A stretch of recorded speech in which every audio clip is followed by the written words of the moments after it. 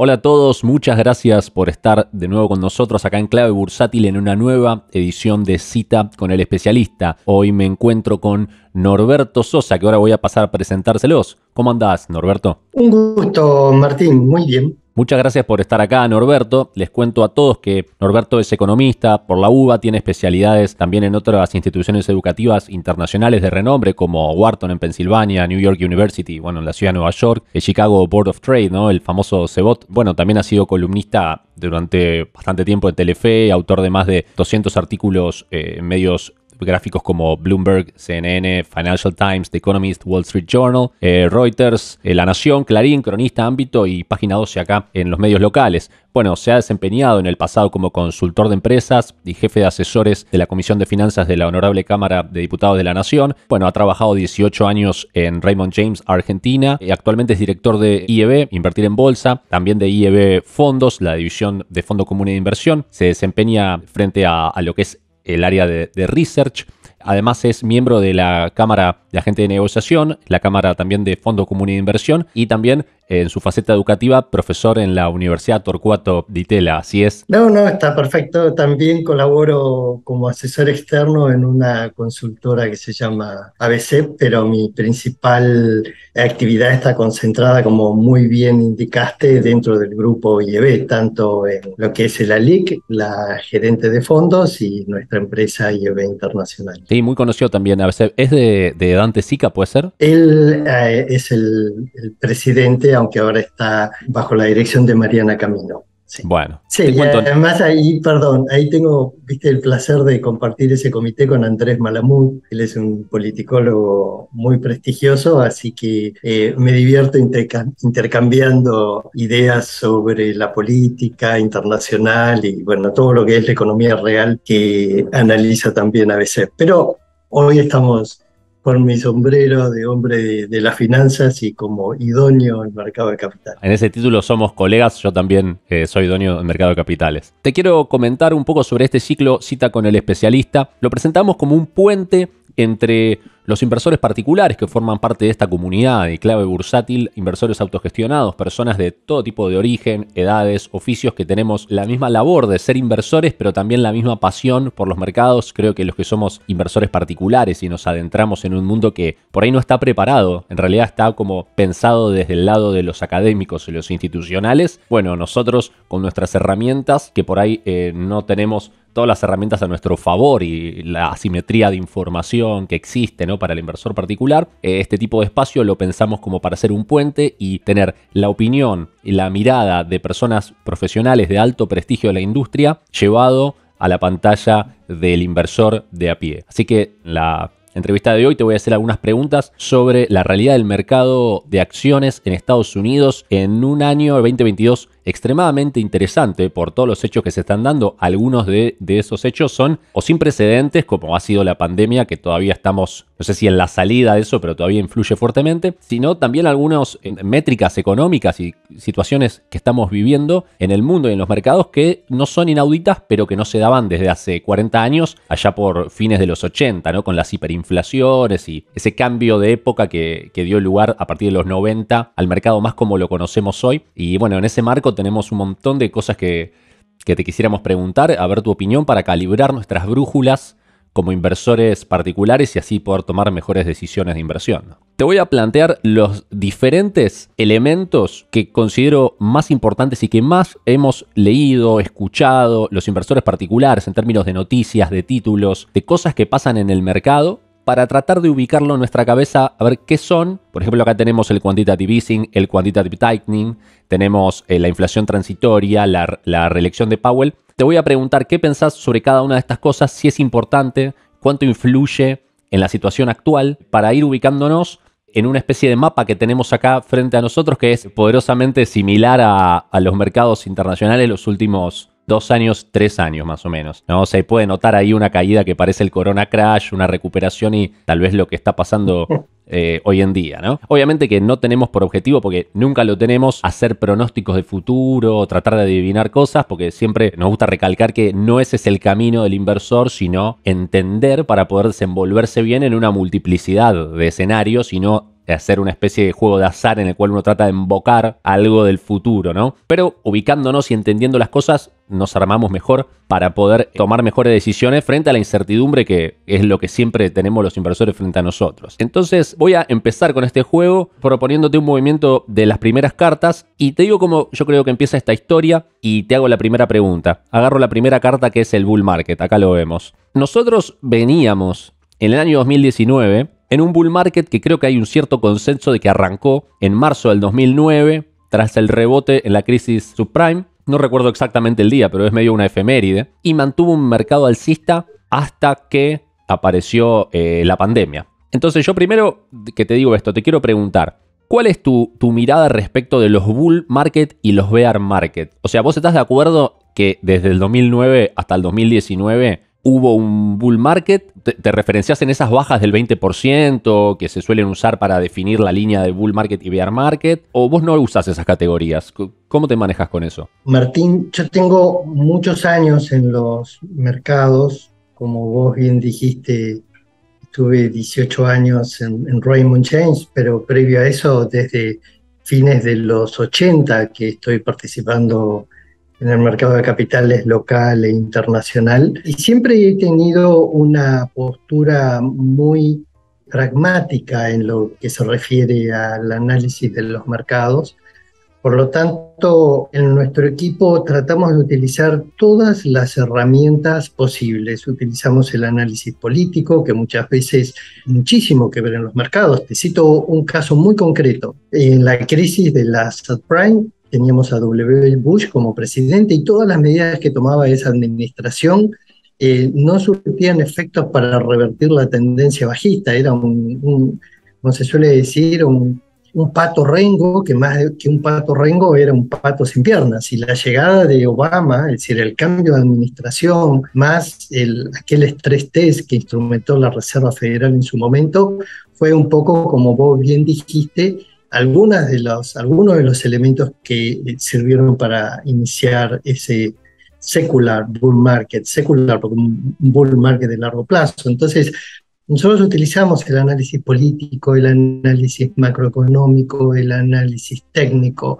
el análisis, el fundamental del análisis de las compañías, y también utilizamos el análisis de los ciclos que inició Merrill Lynch por allá por el año 2004, y nosotros lo hemos profundizado y hemos desarrollado un modelo propio con programación Python, a través del cual, según en qué etapa del ciclo consideramos no solo que la economía está, sino que hacia dónde la economía va, es que estratégicamente definimos cuáles son los asset class que van a estar más beneficiados en cada fase del ciclo. Con lo cual, por supuesto, tratamos de ver cuándo hay un bull market, pero dentro de ese bull market lo que hay que tratar de entender es si estás en una etapa de recuperación o de expansión, porque según en qué etapa del bull market estás, es en qué tipo de activos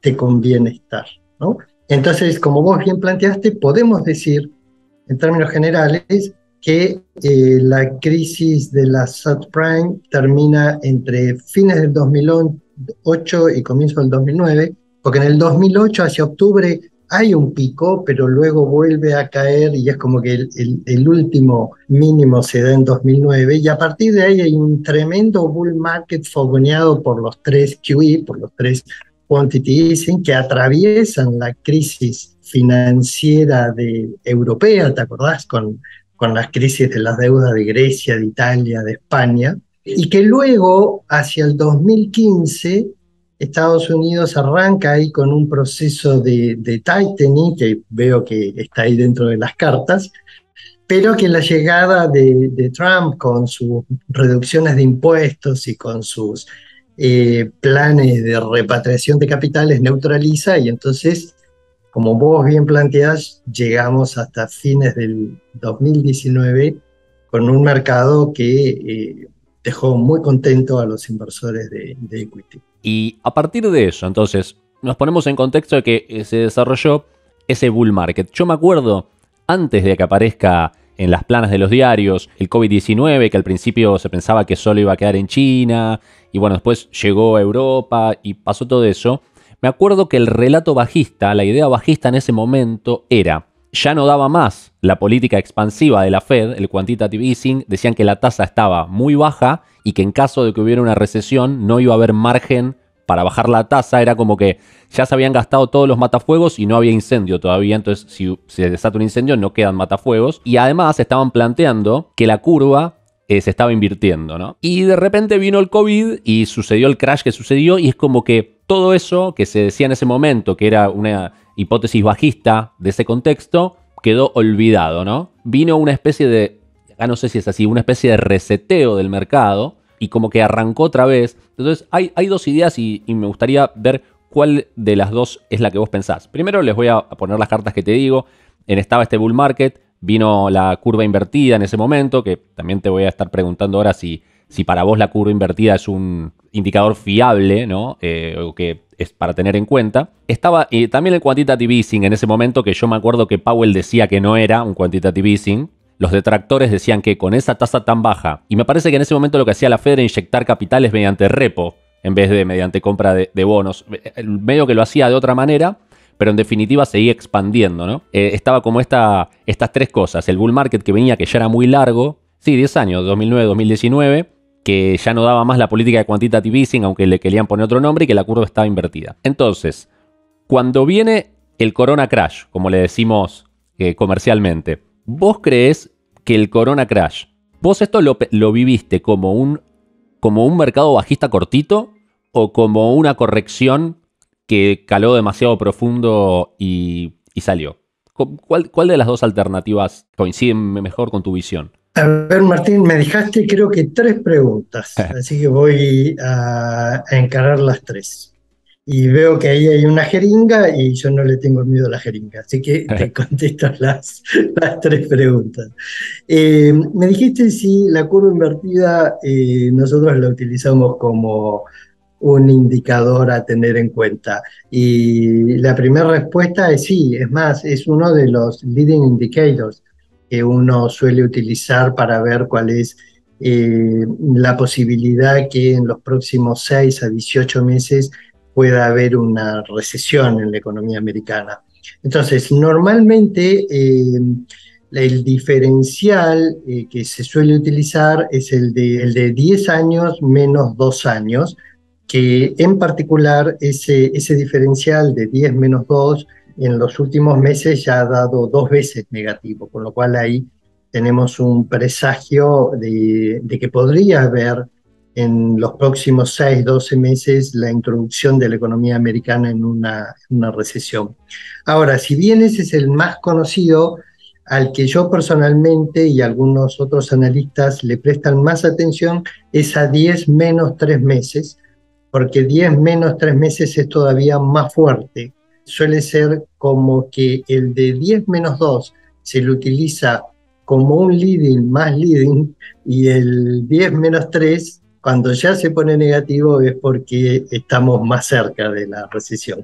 Y ese por ahora está en el terreno positivo, se va achicando, pero todavía está en el terreno positivo. Con lo cual, primer consulta que me hiciste, Martín, sí, pendiente de la curva diferencial de 10 menos 2 años y 10 menos 3 meses, muy útiles como leading indicators. Con respecto a cómo llegamos al corona crash, yo me animaría a plantearte que el easing ya había pasado. Para salir de la subprime, lo que hizo Estados Unidos fue implementar 3 QE, ¿no? 3 quantitative easing.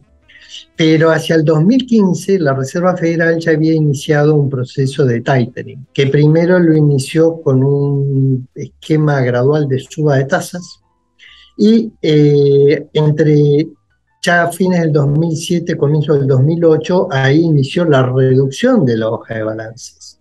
Y que eso fue justamente, llegando a estas latitudes, lo que provocó que Argentina, en aquel momento, durante la administración Macri, tuviera que irle a tocar las puertas al Fondo Monetario, porque se había terminado la época de la plata fácil, ¿no?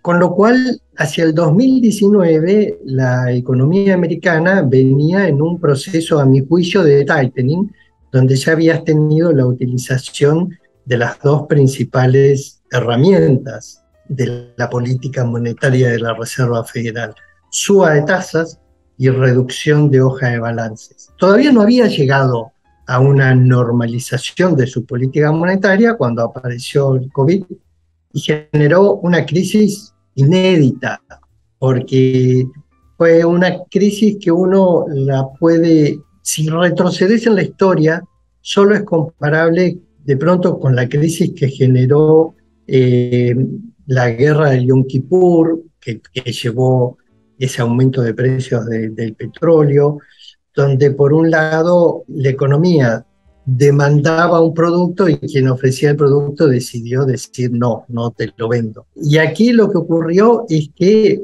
fue un fenómeno increíble donde se cerraron, yo un poco decía en aquel momento, es como que el mundo dejó de rotar, ¿viste? Y se detuvo las economías, con lo cual era un fenómeno inédito que obviamente generó una hecatombe en los precios de los activos financieros. Y ahí lo que ocurrió, Martín, es que justamente debido a la crisis de la subprime, se implementó toda una serie de políticas a lo largo de esos años para que los bancos de inversión y sobre todo los grandes jugadores de Wall Street achicaran sus posiciones de trading y se dedicaran básicamente al negocio de comisionar. Entonces, lo que fue ocurriendo durante todos esos años es que, si bien aquellas mesas gigantes que yo conocía a comienzos de los 90, donde te encontrabas en Wall Street con 200 operadores, tenías pisos completos de operadores y que fueron en parte reemplazados por algoritmos a lo largo de las décadas, lo que ocurrió en la crisis del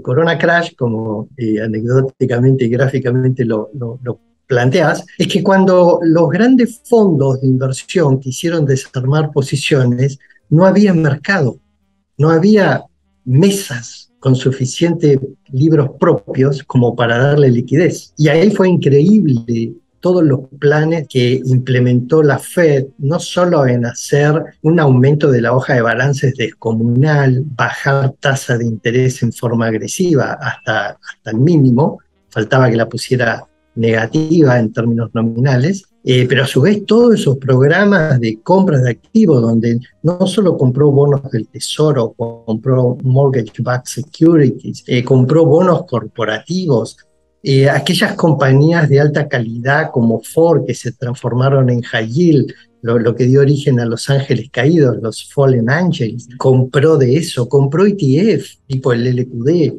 Entonces, claro, fue algo increíble esos 14 programas de compras de activos que implementó la Fed, que es lo que permitió esa B corta que tenés ahí en tu gráfico y que parecía imposible que el mercado pudiese recuperar de esa manera, ¿no? Entonces, yo me animaría a decirte que el mercado más bien venía en un tightening más que en un easing, es decir, el easing ya había terminado más tipo 2014-2015, y que el trabajo de expansión y de salvataje del sistema financiero y el mercado de capitales que hizo la Fed en el comienzo del 2020 queda para los libros de finanzas. Entonces, bueno, ahí cambié en el tablero la carta de Quantitative Easing, la saqué de ahí el 2019-2020 y la reemplacé por el tightening. ¿Y vos considerás que, digamos, ahí empieza de nuevo con todos estos 14 programas que mencionás, la tasa en cero y demás? ¿Arranca un Quantitative Easing 5? Sería el número más o menos, ¿no? Si consideramos lo que hizo desde que lo creó Bernanke antes. ¿Sería ahí retomar o es otro tipo de programa? O sea, ¿el Quantitative Easing lo vivimos desde el Corona Crash en adelante o crees que es otra cosa? Mira, fue distinto al quantity easing de la salida de la subprime, porque el de la salida de la subprime, justamente todo el debate que se generó es que fue como ir probando. Entonces hubo un primer quantity easing para ayudar, se vio que no alcanzó, entonces fue necesario un segundo, mientras que en el 2020 no, fue un quantity easing, pero como haber tirado con la ametralladora, ¿no? Es decir, baja de tasas, fue un quantity easing inédito. Yo creo que hasta la Reserva Federal compró hasta ETF. Fue un quantity easing inédito en la política monetaria de Estados Unidos. Bueno, antes de meterme en el medio de lo que fue pasando a partir de ahí, cómo llegamos hasta acá, te quiero preguntar, medio nota al pie de página, ¿no? Si vos crees que lo que estamos viviendo actualmente, si bien ya nos vamos a meter un poco más profundo en lo actualmente, es como si fuera la continuación del 2019, si podemos hacer un paréntesis que fue el Corona Crash, la asistencia de la Fed, la salida del mercado del Corona Crash. Antes del Corona Crash se veía que se empezaba a invertir la curva. En el 22 también se empieza a invertir la curva. Es como que la curva esperó durante todo el tiempo y ahora está siguiendo lo que estaba haciendo antes, ¿no? ¿O es un escenario que no guarda relación? ¿Es un reseteo o es una continuidad?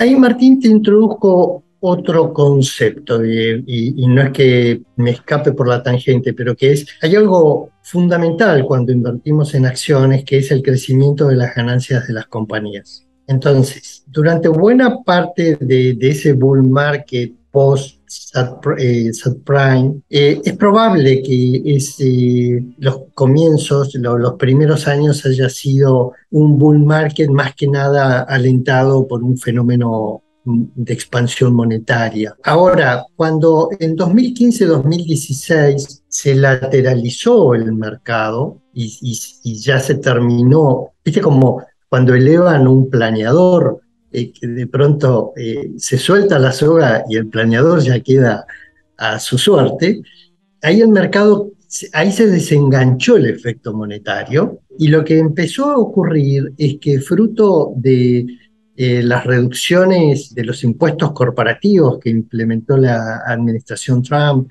y la repatriación de capitales, ahí vos tuviste que las empresas realmente mostraban crecimientos de ganancias. Entonces, es como que lo que yo podría decirte es que ese secular bull market que tuvimos desde el 2019 hasta el Corona Crash, el primer tramo fue monetario y el segundo, y hay un tramo que es claramente por aumento de las ganancias, ¿no?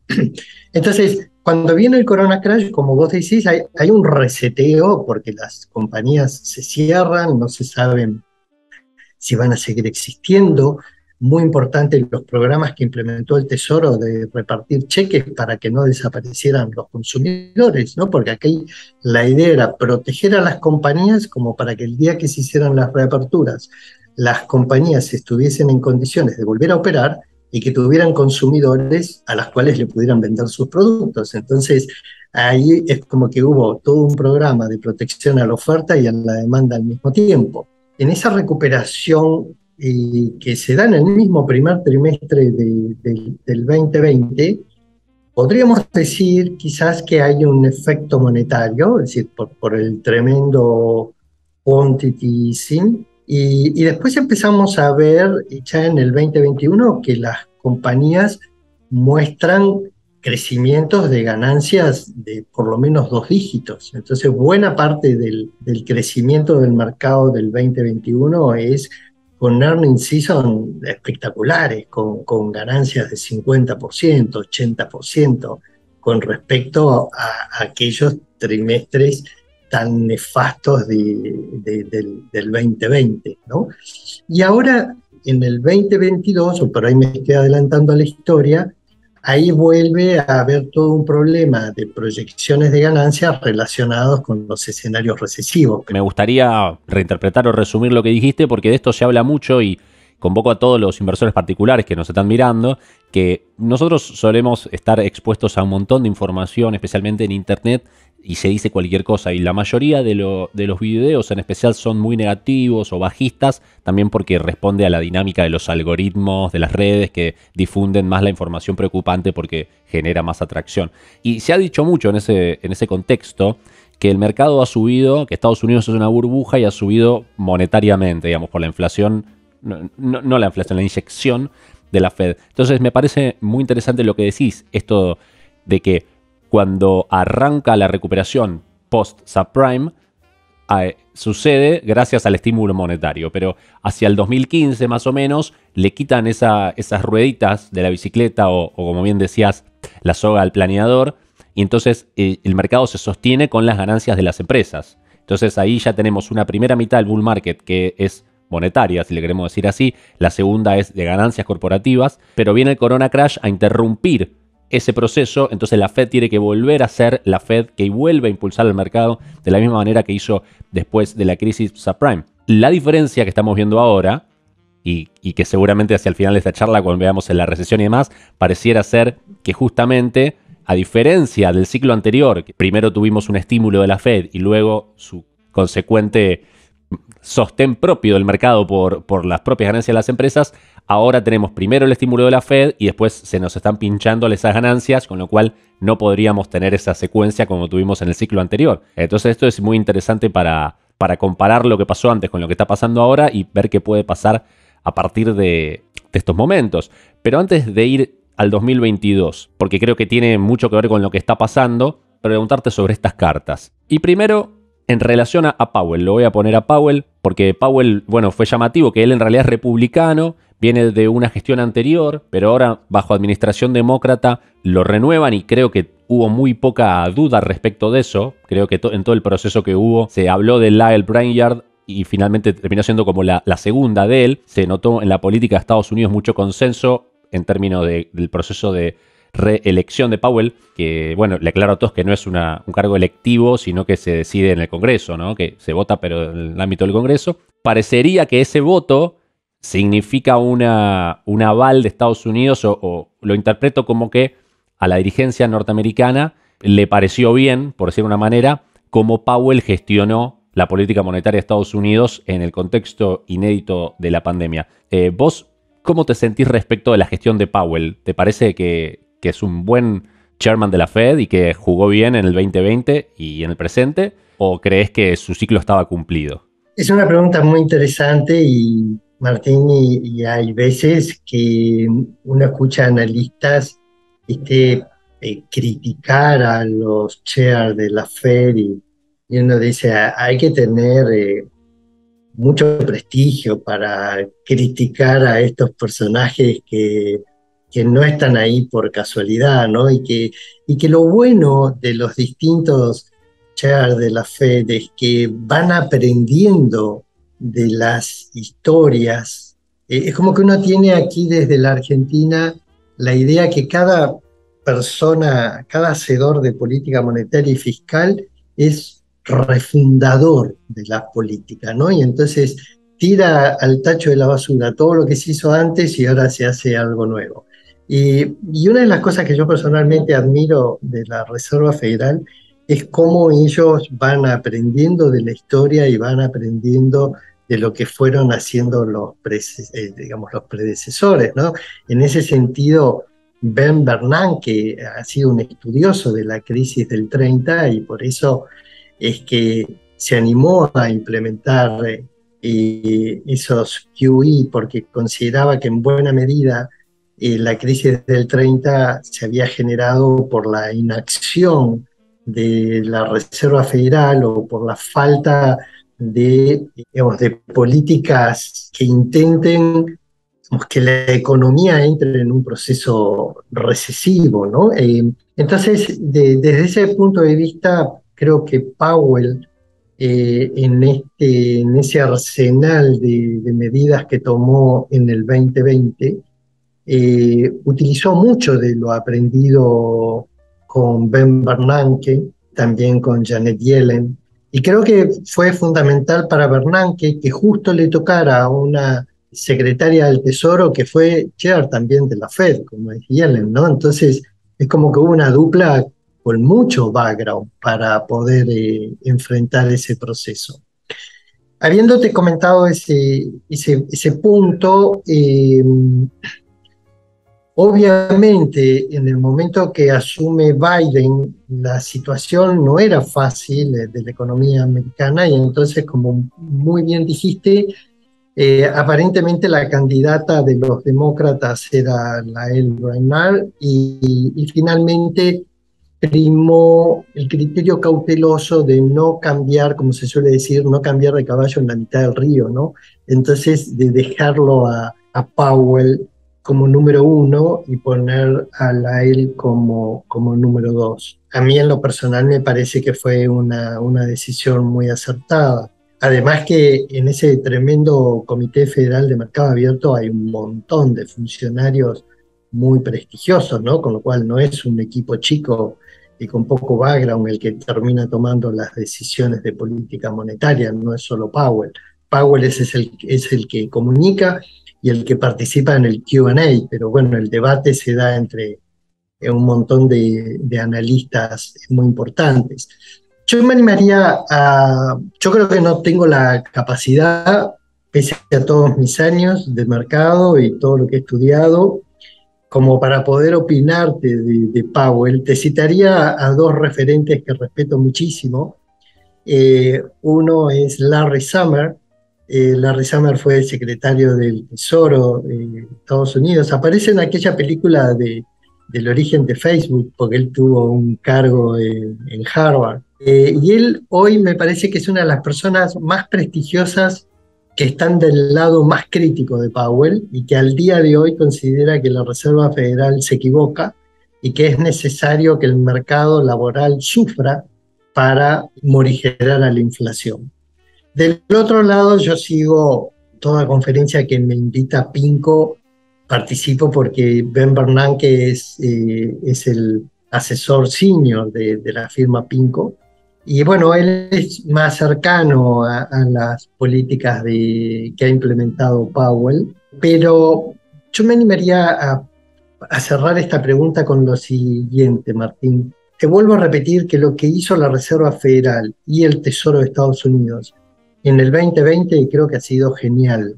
Ahora, si a la Reserva Federal se le fue la mano o no, y ahí creo que tenés una carta preparada de inflación transitoria, y vamos a hablar un poquito de inflación, creo que era muy difícil imaginarse que de pronto iba a transitar el 2022 con un evento bélico como el que estamos observando, que ha generado un impacto tan particular en el precio del gas natural, el petróleo y el trigo, bueno, y otros commodities, porque también afectó el uranio, el paladio, y era muy difícil imaginarse que cuando el coronavirus parecía que ya quedaba atrás, China iba a implementar semejantes lockdown que imposibilitaron la normalización de la cadena de suministro. Entonces, ese combo de quizás exceso de política expansiva más un aumento de precios descomunal en commodities con fuerte incidencia en la economía americana, como es el petróleo, y este proceso de normalización en la cadena de suministro que se postergó en el tiempo por los lockdown en China, y bueno, eso es como que por ahí le da más argumentos a aquellos que dicen la Reserva Federal se equivocó. Claro, a eso quiero ir exactamente ahora, me dejaste el pie perfecto, porque tengo acá un set de cartas como para seguir la historia, ¿no? Después de que se reelige Powell, y yo en ese momento me daba esa misma sensación. Yo siguiendo el día a día decía, en comparación con lo que pasó y cómo cayó el mercado, la situación en la que estábamos a fines del 2020 era impresionante. Es decir, yo sé que pueden venir efectos colaterales negativos de esto que acaba de hacer Powell en el 2020, pero la verdad que haber levantado el mercado de esa manera, hasta ese momento sin causar grandes efectos secundarios, era, creo que, bastante remarcable, ¿no? Pero después empezó a pasar esto, y yo me acuerdo ya por febrero del año 2021 que empezó a aparecer esa inflación primero leve, era más alta de lo normal, pero se hablaba en ese momento de varias cosas. Primero, que había habido deflación antes, entonces que si uno neteaba la deflación anterior con esa inflación creciente, pero todavía no muy grande de ese momento, compensaba, y en realidad no era una inflación porque era sesgado el análisis. Y también se hablaba de que en esos momentos, bueno, ya desde antes la Reserva Federal trataba de llevar la inflación al 2% y no podía. Y como que nunca, una cosa medio Japón, o sea, no lograban tener inflación de 2%, y que bueno, ahora lo están logrando. Entonces se relativizaba mucho, ¿no? Y se culpaba un poco cuando Powell hablaba, responsabilizaba a los cuellos de botella en la cadena de suministro, esta típica explicación, que cuando sucedió el Corona Crash, en realidad sucedió la pandemia y se frenó el mundo, bien como dijiste, la oferta de bienes se cerró de golpe, pero la demanda se mantuvo igual porque los gobiernos le dieron plata a la gente para que siga queriendo consumir. Entonces hubo menos bienes para igual cantidad de demanda de bienes y entonces eso produjo una suba de los precios de esos bienes. Se desglosaba el IPC y se decía, ven, los pasajes de avión son caros porque la mitad de las rutas están cerradas. Entonces las rutas que quedaron con menos frecuencia, a las personas seguir teniendo plata en la mano, son más caros los pasajes. Y explicaban que una vez que se levantaran las cuarentenas, se iban a restablecer las cadenas de suministro y se iban a normalizar los precios. Y hasta ahí parecía que el mercado, todo el 2021, más que nada los medios mainstream financieros, creían en esta tesis de Powell y de la Fed de la inflación transitoria por cuellos de botella. En ese momento, ¿vos acompañabas esa idea o no creías que la inflación iba a ser transitoria? Voy a contestarte lo que me preguntás, pero le voy a incorporar otra componente también, que es, en ese momento se generó un debate muy especial sobre las características del mercado laboral y sus implicancias en la política de Estados Unidos, que a mí me pareció extremadamente interesante ese debate, porque lo que planteaban algunos economistas como Powell y como Yellen es que la llegada de un Trump a la presidencia de Estados Unidos se dio por los QE que fueron expansivos y corrigieron al mercado de activos financieros, pero que no terminó de normalizar el mercado laboral y que dejó mucha gente del mercado marginada, y que esos marginados fueron el caldo del cultivo del voto de Trump. Entonces, lo que ellos planteaban era que no alcanzaba con generar una política expansiva para recuperar la economía, sino que era necesario generar una política expansiva para llevar al mercado laboral a una situación mucho más robusta de la que había tenido en la salida de la crisis de la subprime, ¿no? Entonces, y que eso llevaba a que de pronto, transitoriamente, la política monetaria pudiese ser excesivamente expansiva, ¿no?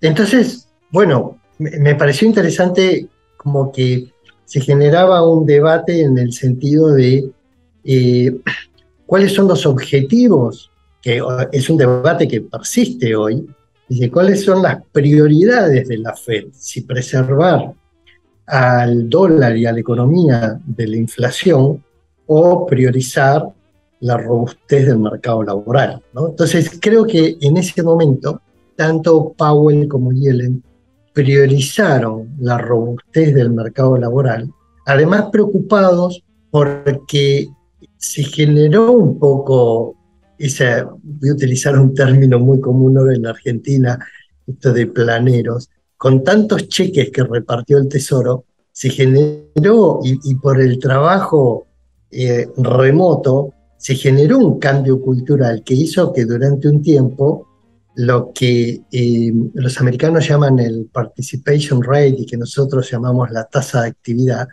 es decir, menos gente estuviera buscando trabajo. Entonces lo que decía Powell es, tenemos una tasa de desempleo, pero es baja porque hay poca gente que sale a buscar trabajo. Cuando la tasa de actividad se normalice, esta tasa de desempleo va a subir. Entonces, hubo todo un debate donde era complejo tratar de definir si estábamos en un contexto quizás excesivo en lo monetario, y ahí te vuelvo a repetir, yo siempre tomo un poco como mis extremos en el análisis de la política monetaria a Larry Samer y a Ben Bernanke, ¿no? Entonces lo veía a Ben Bernanke como que estaba más de acuerdo, pero en determinado momento empecé a ver que empezó a dudar y que decía, no, esta inflación transitoria no va a ser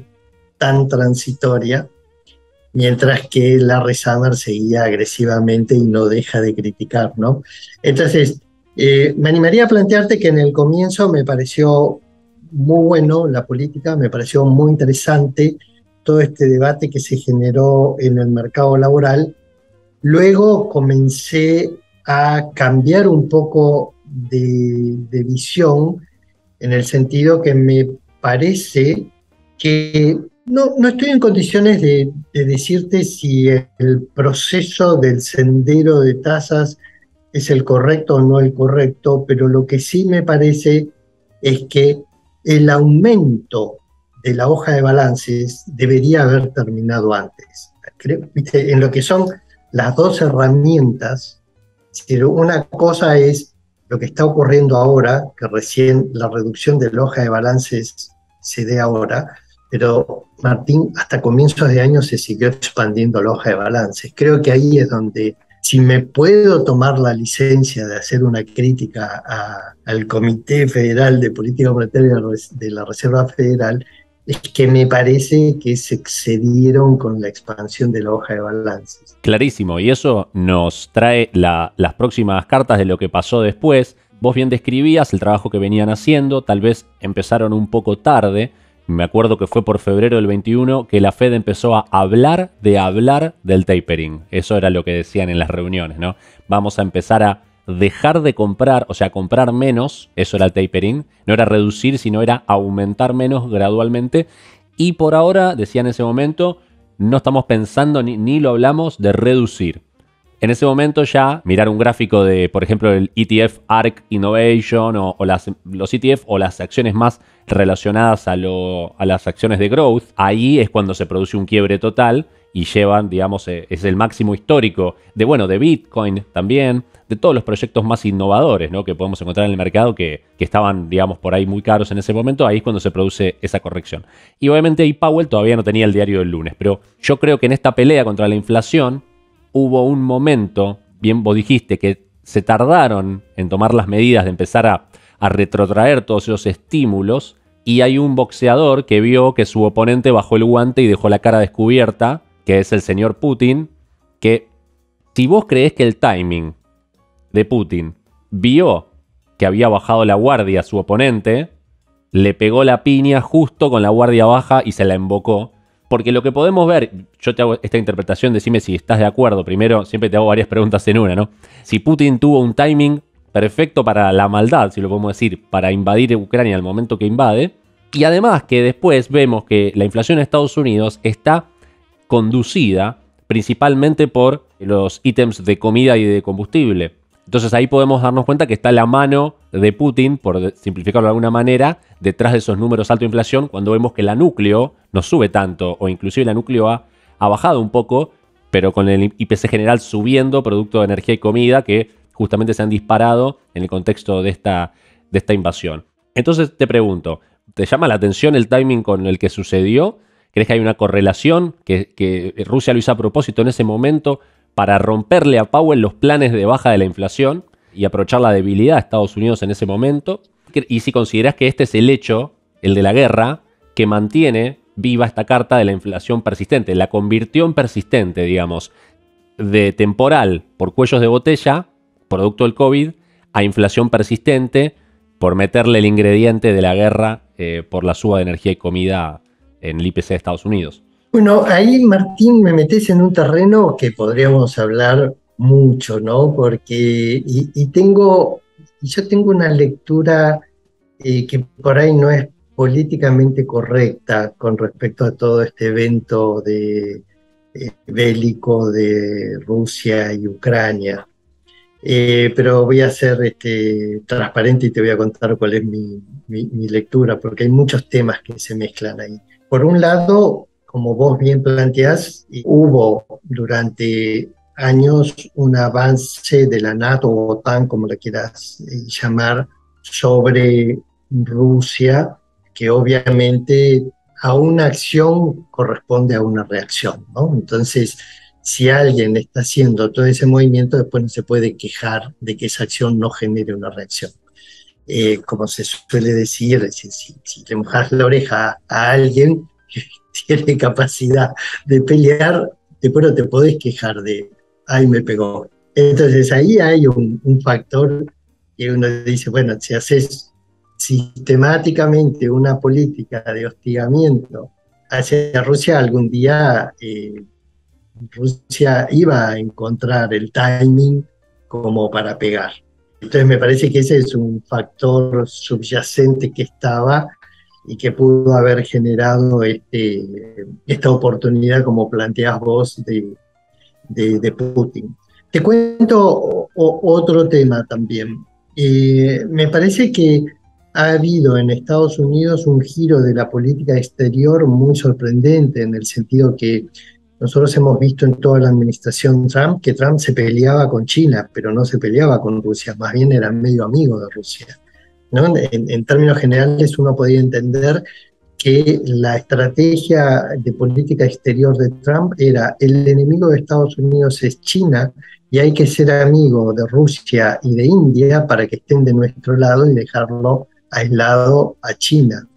Creo que lo que ocurrió este año ha sido una reversión total de esa política, porque vos fíjate que se pone Estados Unidos de enemigo de Rusia, China queda en una situación totalmente incómoda de qué hacer con el petróleo, con commodities que le queda a Rusia para vender, y la India termina comprándole a Rusia petróleo a precio como con un descuento. Entonces, es como que te rompiste esa estrategia y pusiste a la India amigo de Rusia y Rusia más cerca de China y China en una situación incómoda, y ni hablar ahora con la visita de Nancy Pelosi a Taiwán, ¿no? Entonces, eh, ¿cómo que? Uno se pregunta qué es lo que quiere hacer Biden con su política exterior. Eh, Paralelamente yo me animaría a plantearte, y acá es donde viene mi lectura políticamente incorrecta. ¿Te acordás, Martín, cuando Biden le ofrece a Zelensky enviarle una fuerza de élite para sacarlo de Kiev? Y Zelensky le dice que no, que él se va a quedar. Yo creo que si hubiera estado Trump como presidente, le hubiera ofrecido una fuerza de élite para sacarlo, y si Zelensky le decía que no, lo sacaba igual. Porque vos fíjate que hoy los tres grandes líderes que han apoyado a Zelensky, que han sido Boris Johnson, ya no está, Mario Drago ya no está, y Biden va a perder aparentemente muy mal en las elecciones de medio término, ¿no? Según las últimas encuestas, podría llegar a perder 40 representantes en la Cámara Baja y algunos senadores, con lo cual podría perder la mayoría de ambas cámaras. Por lo tanto, es como que va a quedar ahí un país donde, bueno, Rusia ya está haciendo una oferta de dividir Ucrania en tres pedazos, ceder una parte de Ucrania a los países de la OTAN y Rusia quedarse con el sur, lo que sería, haciendo un poco un paralelo con la Argentina, la Pampa húmeda y el puerto de Rosario. Así que ha sido, sí, da para conversar muchísimo ese tema. Y indudablemente creo que por esa salida tan poco decorosa de Estados Unidos de Afganistán, es como que la administración Biden ha querido mostrar fortaleza en este conflicto, pero indudablemente Putin encontró, como vos decís, el momento ideal para golpear. Encontró una administración en Estados Unidos medio confusa en cuanto a su política exterior, y me parece, y yo no soy especialista en geopolítica y menos en guerra, y me parece que al final vamos a ver cómo termina esta historia, ¿no? Pero muy probablemente Rusia termine quedándose con parte de esos territorios, al igual que lo hizo con Crimea, ¿no? Y todo esto con una revolución en los precios del petróleo, donde yo no soy especialista en commodities y menos en petróleo, pero los que saben, lo que te dice el Martín, es que quien fija el precio del petróleo en el mundo es Arabia Saudita. Y por ese motivo es que Biden, después de todo lo que dijo del príncipe de Arabia Saudita, con sus manos llenas de sangre por supuestamente haber asesinado al periodista norteamericano, Biden fue ahí a arrodillarse a pedirle que aumente la producción de petróleo, ¿no? Y no fue muy exitosa ese viaje. Esta entrevista es para verla en cualquier momento de la historia, pero justo se graba en un marco en el que el petróleo bajó de $90 por primera vez después en enero de 2022. Había superado $90 y ahora está bajando.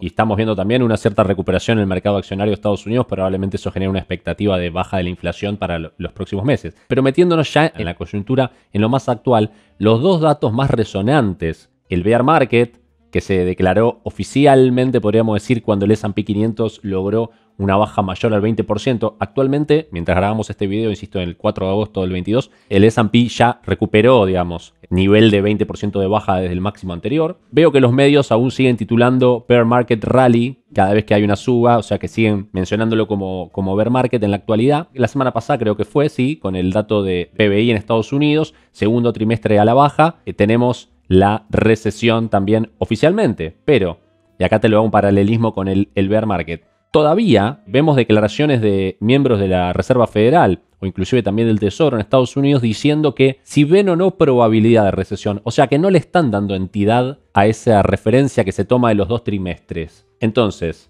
estas preguntas creo que van a ser las más difíciles y por ahí las más atractivas para todos los que están mirando porque tienen que ver con lo que puede pasar en el futuro cercano. Te quiero preguntar si vos considerás que estamos en un bear market, si considerás que, y de la mano con el bear market, estamos en una recesión, más allá de esa regla de los 2 trimestres que oficialmente ambas reglas, tanto para el bear market, para la recesión, ya las tenemos. ¿Cómo estás pensando vos estos dos elementos en este momento? Mira, Martín, te lo contesto desde distintos ejes. Número uno, desde que comenzó el año creo que hemos tenido 3 etapas distintas. Hay una primera etapa del año que vos hablaste sobre eso, que era que uno se imaginaba, me sumo a ese consenso, de que este año iba a ser un año de aumento en la tasa de Fed Funds, pero que no iba a ser el año de la reducción de la hoja de balances. Con lo cual, el primer baldazo de agua fría que recibió el mercado este año fue cuando se publicó las minutas de la reunión de mediados de diciembre y ahí nos enteramos que algunos funcionarios del FONC, de este comité, pensaban en la necesidad de implementar la reducción de la hoja de balance de la Fed durante el 2022. Eso hizo que vos tuvieses una corrección del S&P 500 hacia lo que sería, y que nosotros en lo personal miro mucho, el primer retroceso de Fibonacci. Para aquellos que hacen análisis técnico y miran los retrocesos de Fibonacci, siempre lo que decimos es que si el mercado corrige pero queda dentro del área del primer retroceso, la tendencia, si el mercado entró alcista a esa corrección, la tendencia se mantiene vigente, ¿no? Entonces, hasta 4.100, 4.200 aproximadamente era nuestra zona de referencia como para decir que la tendencia alcista post-corona crash, como lo nombrás vos, se mantenía vigente y que podíamos hablar de un escenario de soft landing. Luego tuvimos ese combo nefasto de empezar a ver que los leading indicators ya te marcaban más que una desaceleración económica, sino que te empezaban a presagiar una recesión.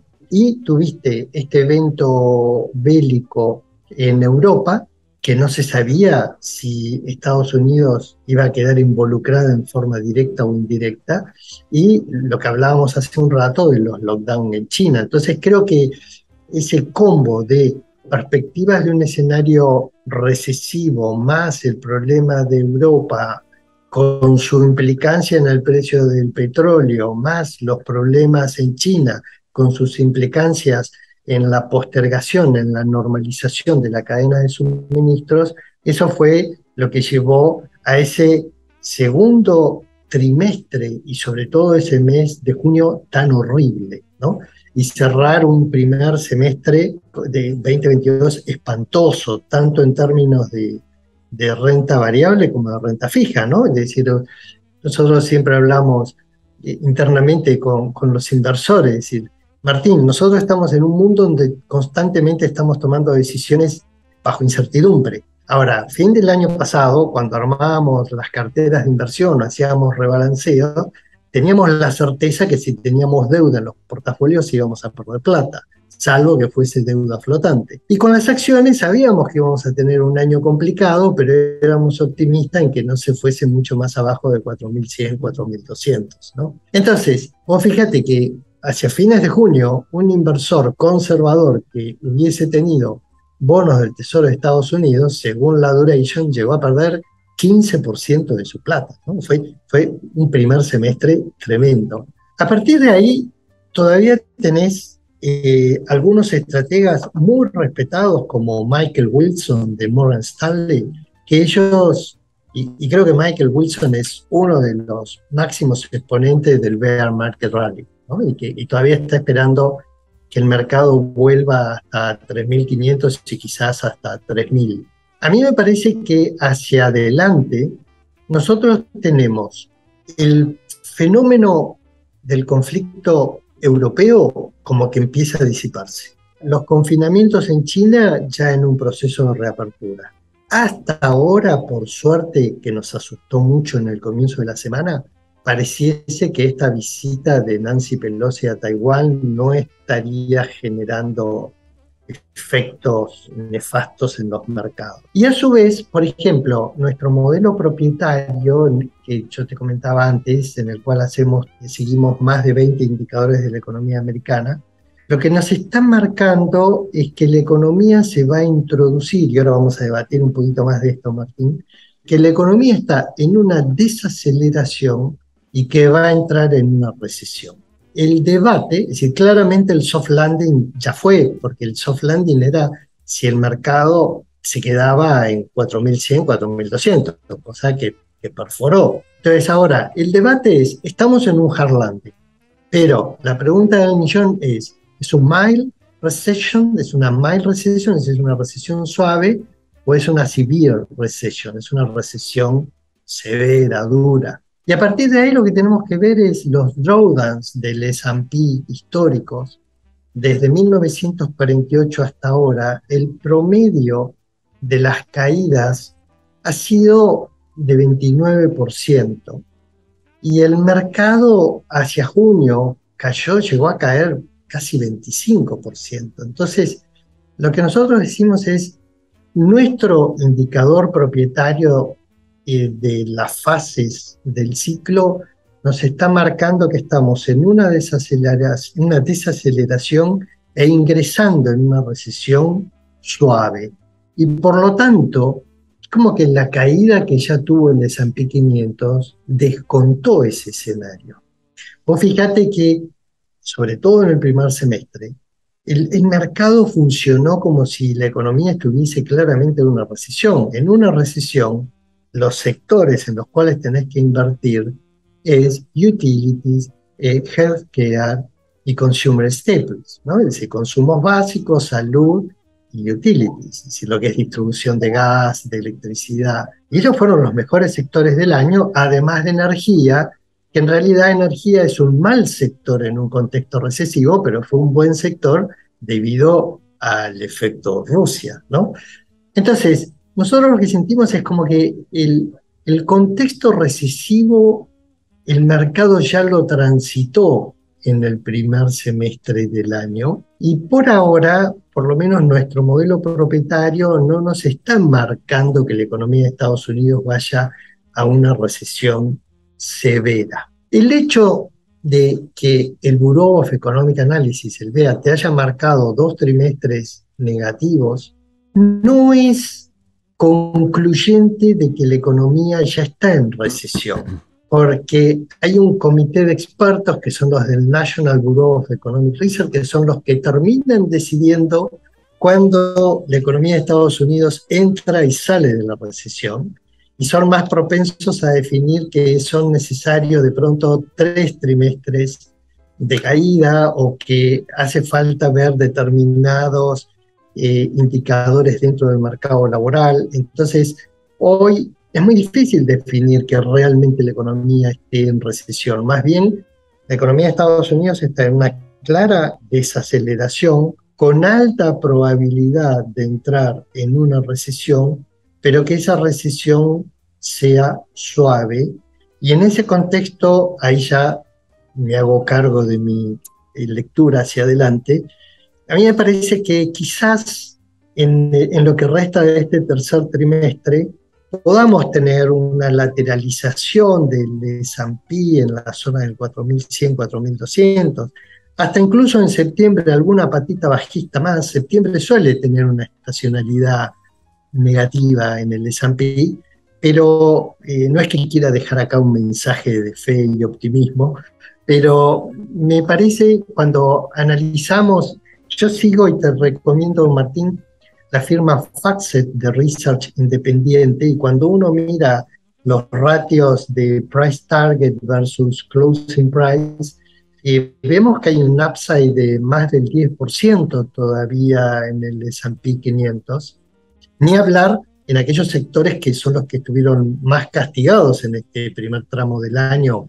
que son los que están más relacionados con el growth, ¿no? Information Technology, Communication Services, Consumer Discretionary, que por la participación de Amazon y de Tesla es cada vez más tecnológico ese sector, es como que es un sector que ha ido cambiando a lo largo del tiempo. Entonces, yo me animaría a plantearte que me parece, y respeto muchísimo a Michael Wilson y no descarto que haya una cierta probabilidad de que esto sea un bear market rally, pero me animaría a plantear mi escenario con el cual estoy trabajando es agosto y septiembre, un par de meses para ser cautelosos. Nosotros hemos reducido el posicionamiento, no hemos disminuido la participación de equity en nuestros portafolios, pero hemos incorporado SH como una forma de hacer cobertura. ¿Viste? El SH es el short del S&P. Entonces, al poner SH es como que bajamos el nivel de volatilidad. Lo que hicimos es cuando el mercado quebró el 4100, 4200, lo que hicimos fue incorporar SH en las carteras para disminuir el daño. Y vamos a mantener el SH hasta que el mercado claramente quiebre el 4100, 4200 para arriba. Entonces, por ahora seguimos teniendo una lectura cautelosamente constructiva para lo que resta de agosto y septiembre, con, no sé si decirte si es un wishful thinking, y si un deseo, o bueno, yo te lo planteo en base al análisis de fundamental de la compañía y en base a nuestro modelo propietario del análisis de las fases del ciclo, donde pensamos que el mercado hacia fin de año, en este estacional Santa Rally que suele hacer, se aproxime más a un 4.400, 4.500 en términos del S&P, y donde se benefician más los sectores de growth que los de value, aunque energía ha mejorado sus expectativas de ganancia y tiene margen como para seguir creciendo. Desde el punto de vista político, hoy el mercado está descontando a Biden le va a ir mal en las elecciones de medio término, ¿no? Y hay un reflorecer de los republicanos. El gobernador de la Florida parece ser uno de los candidatos, y algunos de los familiares de Trump, hasta incluso el mismo Trump, aunque ya está un poco añoso, pero creo que ya se descuenta que no va a haber un buen resultado de la administración Biden. Esto también en términos del mercado de deuda. Creo que ha sido impresionante el sendero de crecimiento de la tasa de Fed Funds, ¿no? Es decir, recordemos que arranca el año en los mínimos, en el rango de 0,025, y las perspectivas para fin de año es que llegue al rango de 3,25, 3,50, es decir, todavía se están esperando 3 subas más, una suba en septiembre entre 50 puntos o 75, y 2 subas que de acá a fin de año se espera por lo menos 125 puntos más de suba. Pero el mercado ya es como que ha descontado en los precios de los bonos ese nivel de suba. Entonces, esa tremenda corrección que vimos en los mercados de deuda, entendemos que hacia mediados de junio ya comenzó a estabilizar, y así como fines del año pasado uno tenía la certeza que si invertía en deuda, salvo que fuese flotante, iba a perder plata. Hoy nosotros consideramos que en todo lo que es el segmento US Aggregate, es decir, bonos del Tesoro de Estados Unidos, y deuda corporativa de alta calidad crediticia, hoy tiene sentido poner en un portafolio. Es decir, hoy un inversor conservador vuelve a tener la posibilidad de poder poner deuda en su portafolio con baja probabilidad de perder dinero y con bastante probabilidad de tener, según la duration del instrumento que coloque, pero entre 2,5, 4 y 5% de perspectiva de rendimiento, ¿no? Entonces ahí también vemos un mercado mucho más constructivo para lo que resta del año de lo que fue el primer tramo del año. Si vamos a estar en un contexto recesivo, nos parece más conveniente estar en deuda del tesoro, de pronto deudas soberanas de otros países, deuda corporativa de alta calidad, y para aquel que quiera incursionar un poco en deuda high yield o deuda emergente, quizás sea más conveniente buscar algún instrumento, estos fondos que invierten en deuda pero que tienen estrategia de crédito y que entonces el equipo de portfolio manager tiene la flexibilidad como para sumar o restar deuda high yield o deuda emergente según como el equipo vea que es el escenario, ¿no? Con lo cual no solo vemos un escenario un poco más constructivo para el equity, sino que claramente desde mediados de junio estamos viendo un escenario más constructivo para la renta fija. Y donde ya no vemos que tenga tanto sentido tener deuda flotante ni tampoco TIPS, ¿no? La deuda que ajusta por la inflación. Bueno, Norberto, muy clara tu exposición. Yo los convoco a todos los inversores que ven este programa a pensar sus estrategias, sus visiones del mercado y comparar con la visión de Norberto, un profesional de una gran trayectoria. Siempre convocamos a los inversores a tener hipótesis propias para poder moverse y saber qué hacer o tener información de dónde agarrarse para cada movimiento que hace uno y no estar simplemente, digamos, copiando lo que alguno leyó por ahí. Y por eso traemos a ustedes a la pantalla este tipo de contenido para que ustedes puedan conocer cómo piensa una persona especialista, profesional con mucha trayectoria sobre el tema y puedan encontrar puntos en común o diferencias en algunos conceptos. Como bien dijo Norberto, hay otros analistas como Mike Wilson y demás que ven otras cosas y nuestro objetivo es traerles una diversidad de opiniones para que puedan nutrir sus opiniones propias. Norberto, te agradezco muchísimo. En nombre de todo Clave Bursátil y todos los inversores particulares que nos nucleamos en esta comunidad, por habernos dado tu tiempo y para nosotros ver toda esta entrevista también es una gran inversión en nuestro conocimiento. Así que muchas gracias. Los quiero invitar a todos a seguir a Grupo IEB en todas sus redes sociales. Crean contenidos excelentes, tienen videos que salen todos los días con información del día fresca, con grandes referentes locales también. Sigan a Grupo IEB en las redes. Bueno, Martín, un placer y para mí es un gusto poder compartir el análisis que hacemos. Por eso también es que siempre me ha gustado participar en alguna actividad académica, pero con este foco con el cual ustedes plantean, ¿no? Es decir, no quedarnos solo en los desarrollos académicos, sino que llevarlos a las aplicaciones a los mercados.